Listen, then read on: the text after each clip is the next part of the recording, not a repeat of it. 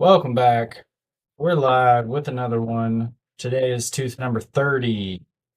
So patient presents with an existing crown already on tooth number 30. The problem is the old crown had a large distal overhang, or a large area on the backside of that crown that was shedding floss and collecting food and bacteria and other things. So if we look at the pre-op image, you're not really going to be able to see that because it's, of course, between the teeth under the gum line. But this is what the old crown looked like. So a little bit of worn porcelain on the occlusal. I wasn't terribly concerned about that, but added benefit that we get to fix that area. A little chip in the porcelain here. Also wasn't terribly concerned about that, but another thing that I'll get to repair. The big stink was that distal margin just had that big overhang. So when we take the old crown off and look at it, you can see where all of that gum tissue was on the back side. See how angry it looks down there? It's because he was trapping food and bacteria and other things for years, and it was just not a cleansable situation. So we removed it. We've refined our prep. We are ready for a new crown, which we're going to get into now. So we begin by trimming our models. We're going to use our cut tool to slice away irrelevant data. Doesn't help us make a crown. We don't want it in the image.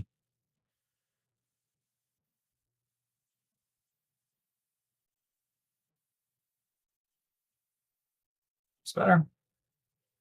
Opposing. A little bit cheek action here in the back. A little bit of excess lip here in the front. Just trim that right away. Goodbye. Moving forward. Model axis. We're going to line him up. Curve of Speed, curve of Wilson. Get everything nice and level. Some dental school terms for you. Take a blue dot, put it in the center of the tooth we're working on. In this case, number 30, right there. This allows us to draw our margin. So we are going to do this twice. First time around, I don't really care where the line goes. I'm just drawing a circle. Second time around, we're going to pin that margin precisely where the tooth will end and our crown will begin.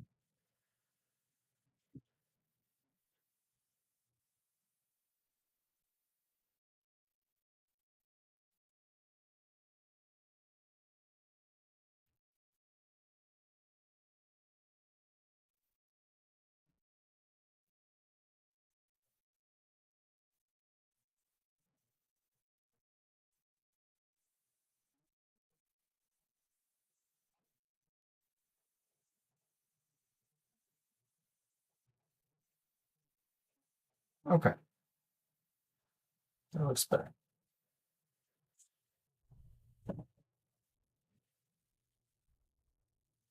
Here.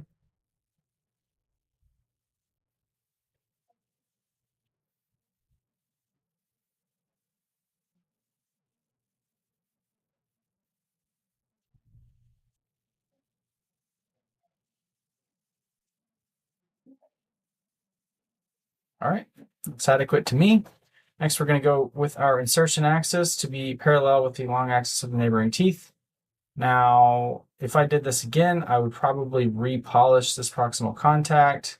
I'm still going to have an opportunity to smooth this, but I'm not going to want to touch that again after making my contact on the crown.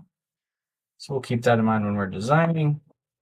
But this I'll go through when I am delivering and contour that filling that's jagged there. Love view direction, check for undercuts. That's okay. Gonna correct it just a little bit. Get rid of that small green spot I had. That looks better. Spacers, I like to use 120 microns because I'm cementing pretty much all of these. You could lute, but I much prefer to bond. Position of the tooth we don't really need to play with because of this button adapted restoration calculation. So the algorithm says, hey, the tooth needs to be about here. We know we want to close the contacts. We know we want to give them occlusion. I'll see in a minute that we don't have an opposing. occlusion's not going to be a huge deal. But what we do have is a pre-op, so we can make sure that we're not going to give him a big fat tooth where he used to not have one. So we'll take that away. FOCC, first F is fissure height. That looks good. O is occlusion. We have no opposing. Put that upper jaw on so you can see. Maybe we want to give him a little bit right here. Let's see where his old tooth was. Yep. So it looks like we may want to, for occlusion, give him a little cusp right there so that he can bite on that. Okay. Occlusion's good. Contour. Our contour is a little deficient here. So we're going to use our shape circular tool. We can see that minimal thickness coming through. Bulk that out a touch. That all looks okay. Distal margin or distal contour here is deficient. So we're going to bulk this out so that we are less likely to get food stuck. Let's just take these lower teeth away and look at this.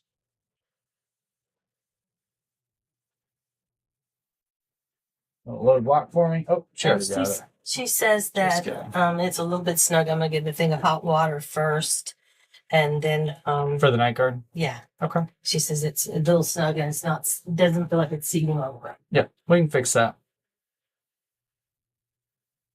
All right, so contour, pretty happy with.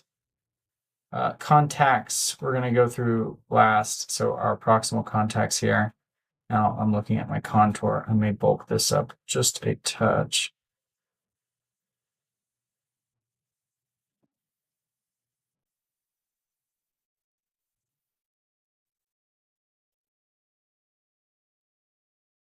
Let's get rid of the lower jaw. Contour is good. Contacts. We're going to use our Form Smooth tool. We like a broad double turquoise. We like a small amount of green. No yellow, no red.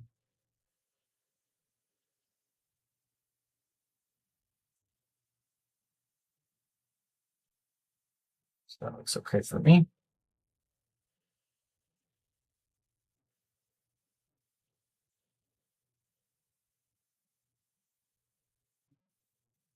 That'll do. Interior contact, far too much green. Use this Form Smooth tool. And get rid of some of this green area.